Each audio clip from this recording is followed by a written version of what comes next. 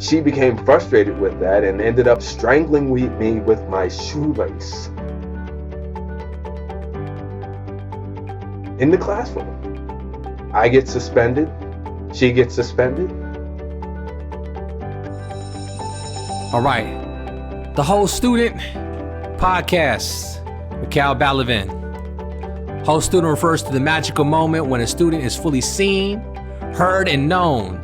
This is the spark of a relationship between a student and teacher where the former is catalyzed on a journey beyond what they thought possible, and the latter is a proud advisor cheering from the sidelines. The Whole Student Podcast asks guests to reflect back to their moment, to the person who became a transformative teacher in their lives, and on the journey they were set upon.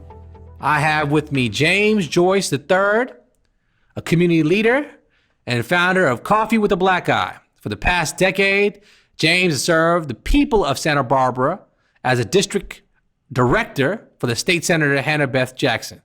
Served on various advisory boards in the area, part of the founding advisory committee for Impact Hub Santa Barbara, on the board for Common Table Foundation, the California Association of Marriage and Family Therapists Education Foundation, Sanctuary Centers of Santa Barbara, on the national board for Student African American Brotherhood, where he helped found the collegiate chapter when he was a student athlete at Ohio University.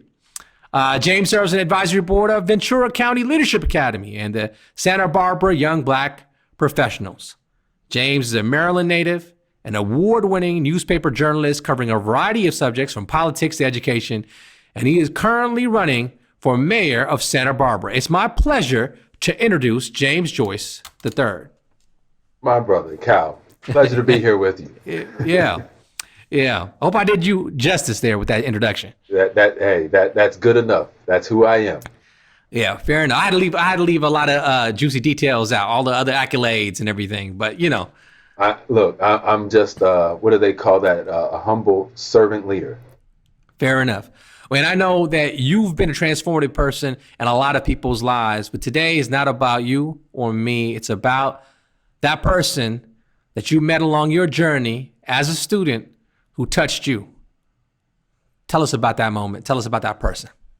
Yeah. Well, I mean, we all have multiple folks, right, at multiple levels. I mean, I can think of Miss Barnhart in fourth grade who taught us about, her travels to Japan and different cultures that she was exposed to that kind of opened her mind up. But I'd have to really lean on, like, by the time, you get into middle school years, those are the real influential years, right? And so a little bit of knuckleheadism in me and really looking at my 8th grade reading teacher, Mr. Weinholt, who really, he gave us an assignment for a research paper. And for that research paper, I didn't know what I was doing. I just started doing research. And the topic I chose was, do you understand the Black man in your community? And he just let me go with the topic and didn't really give me a whole lot of direction. Just said, it's a good topic. It passed whatever checks you have to do at that level. And then when I turned it in, I got the feedback from him. The feedback was, well, in addition to just kind of doing this research paper, I put together, I interviewed people. I talked to folks about, what it means to be a Black man in that community, and incorporated that into my paper. And so when I got the paper back, he was asking me questions. Have you ever heard of journalism? Or have you ever thought about journalism? And that's where I had never heard the term before. And he saw that in me through my writing and made that recommendation. It was a developmental conversation. What do you want to do when you grow up? At the time, I think I either wanted to be a photographer or a DJ. Then he introduced the idea of journalism. And, when I go speak to classes today, this is that paper. Yes, right. Oh my God. Let's see, like that A+ right there. You see it. Yeah, I see it. But that's the inspiration to, like, it really only takes one interaction, one encounter. Granted, if I'm telling you about the full scope of my relationship with Mr. Weinhold, we butted heads Mm-hmm. seriously throughout that year. Yeah. But it wasn't until we had this experience, and I guess those experiences led up to being able to trust him in saying that, and saying Mm-hmm. like he knew who I was at that point, right? And it wasn't a Mm-hmm. question of, oh man, he's just saying that because of X, Y, Z. Like he knew who I Mm-hmm. was as an individual student in his class, and so being able to make that recommendation and that making that push. Yeah. Um, and then, shortly after that, I decided to go into, when I went into high school, started Yeah. doing student newspaper and kind Mm-hmm. of did a high school journalism workshop Mm-hmm. with the Dow Jones newspaper fund at the time. And I mean, all Mm-hmm. of that stemmed from him incepting the idea Right. of journalism. In What was it about that assignment that culminated that relationship for you in that way? To be honest, because of the contentious relationship that we had throughout the year. I Mm-hmm. mean, Mm-hmm. you're in middle school, you don't want to be told what to Yeah. do, and their job is to maintain order in the Right. classroom. Right. Right. Right. Right. And so there were several times that we have butted heads, and so I think part of it may have very well just been just trying to be rebellious. Like, I'm in this all white class. I'm gonna show him something. I'm gonna tell him about black Right. people, Right. and Right. then like realizing that kind of tapped into a passion that I had, and then Right. just kind of naturally exhibiting a skill set that was revealed through that project, I think. Wow. Okay. So when you go to high school and you start to continue this writing, do you reach back out to Mr. Winehope and talk to him about what you're doing? Maybe I don't recall specifically, Uh-huh. but I do remember there, as I mentioned, at these various levels, there being a Yeah. continuum. And Yeah. so once I got to high school, again, predominantly white high school, predominantly white community in on the Mm-hmm. East Coast in Maryland. And Mm-hmm. so um, to be able to excel academically wasn't Yeah. Yeah. necessarily, there wasn't a path for that. Mm. And so by the time I got to high school, um, I'd already been identified as kind of, what do they call it, gifted and talented at that time. But I was Right. still Right. just taking classes. And there was a Mr. McHugh. He taught Mm. the AP classes, Okay. and a low income black kid in this community, like you don't really consider AP classes. Mm-hmm. Mm-hmm. And he actually suggested it, fought for me, wrote the letter to get a waiver for me to get in his class, Wow. and then kicked my ass once I got there, right? In a way that Right. no other educator has ever been able to do, right? Right. Right. But in a very similar way, kind of continuum from Mr. Weinhold, of allowing me to kind of lean into my thing. And so whereas we're Mm-hmm. learning linguistics and studying ethnolinguistics and Yeah. semantics and pragmatics and all of this stuff, we're given an assignment to do a study on a movie. And so I picked Mm. F. Gary Gray's Friday. Oh, wow. Right, Smokey and them, Yeah. Smokey and Yeah. them, yeah, Yeah. and so I ended up doing an ethno-linguistic analysis of Friday, Mm. and Wow. looking at, I don't know specifically your audience here, but in this ethno-linguistic study of Friday, looking at the Mm. use of the word, the F word, right, Mm-hmm. and Mm-hmm. and how that can serve as every part of speech in the English language. And like when you Wow. when you look at something that's taboo, and then you can start to Right. look at it in an academic way, and an Right. educator saying, look, these are the parameters in which you can talk about this, go. Right. And that, like, there's something about that's what education is about. Like Mm-hmm. it's about that discovery, it's about tapping in to individual passions, and understanding the alignment of cultural relevancy. Like Right. Right. that is key. Like both of these examples that you hear are like tiptoeing the line culturally in a predominantly white Right. educational environment. But for those educators, when you want to talk about the conversation of how do you be an Mm-hmm. ally, those Right. educators allowed that within the parameters, and they weren't threatened by it. Wow. Now, if you could talk to Mr. Winehoop or Mr. McHugh now, reflecting back on your experience and what that's meant for you and your journey, and you look in the camera, what would you tell him?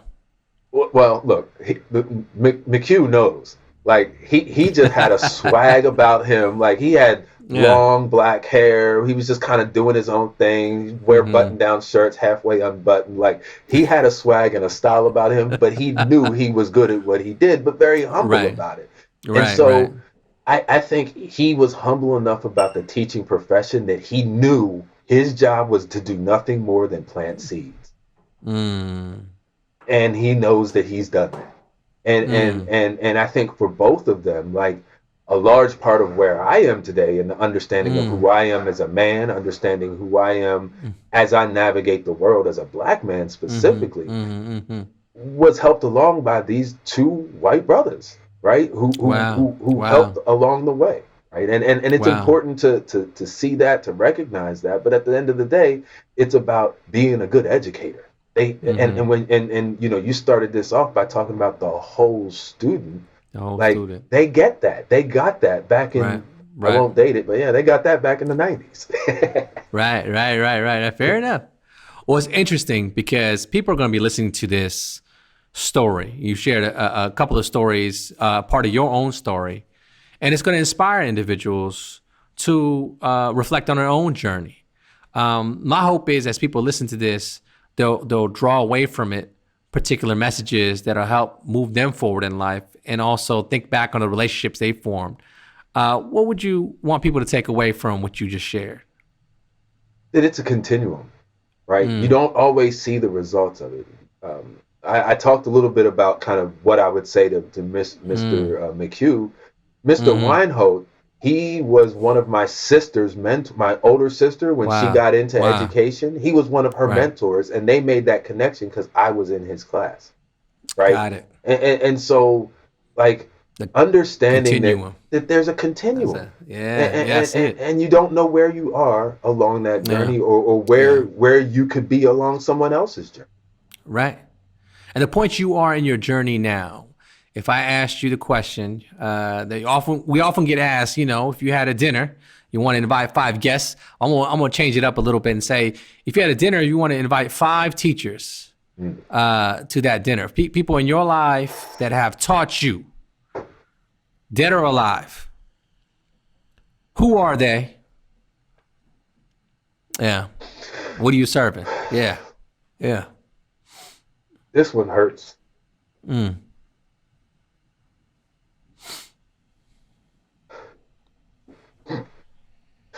First one, the teacher that did me wrong.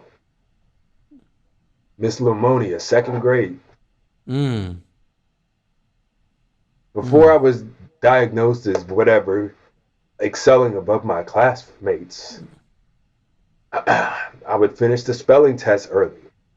And I would be bored by just sitting there while everyone else is finishing their tests. Right. Miss Lamonia didn't have that understanding that Mr. Weinhold and McHugh had. So as I culturally sat there after I was done my tests and unlaced my shoes and put them back in my shoes, laced them back up because, you know, that's what you did back then. She became frustrated with that and ended up strangling me with my shoelace in the classroom. I get suspended. She gets suspended. I have a memory of my mom coming in, Miss Seeley walking down the hall with her heels clicking as she's walking down the hall, angry at the encounter, but cool and level-headed, but talking through this situation. But Miss Lamonia didn't quite get it and didn't see the potential in a young James Joyce. I want her at dinner. I want her at dinner, and I want to know exactly what it is she likes to eat because I want to make sure she's real comfortable as she understands the impact, adverse or not, that she had. Right? I want Miss Barnhart there from the 4th grade to talk about my progress from the 2nd. I want Mr. Weinhold there to talk about 8th grade, like how I got there. I want Mr. Black, my art teacher from elementary school, who taught me about the color wheel.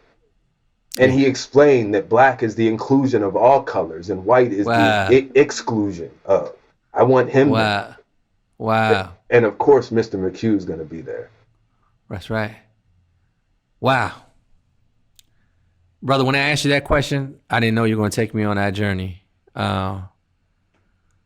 Visually, the contrast between a teacher who can see the potential in you and a teacher who doesn't see it is a stark contrast in education.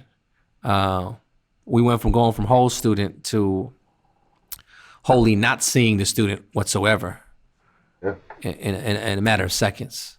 I appreciate you, your spirit, your stories, your time. I hope what you shared helps inspire those that listen, both students and teachers, to go back and think back on what it means to be a whole person, a whole human being, and a whole student. Thanks. Thank you, my brother. Yeah. The Whole Student Podcast has been brought to you by Dunncast. Produced by J.D. Scroggin, the Director of Marketing and Communication at the Dunn School, and co-produced by Brandon Scott of Comfort Food. Thank you for joining us.